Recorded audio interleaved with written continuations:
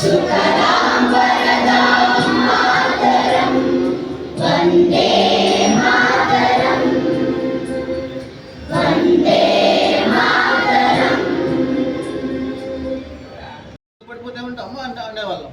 ఆ టైంలో దేశభక్తి అలా ఉండేది. ఎవరైనా కొట్టినా, బ్రిటిష్ వాళ్ళు కొట్టినా, తిట్టినా, ఏమన్నా సరే ఏమనేవారు?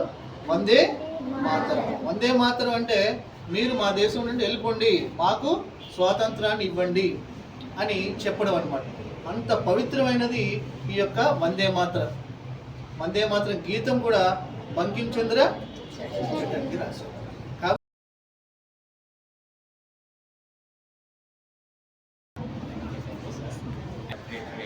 అతను నవంబర్ 7, 1888లో తను పుట్టారనమాట.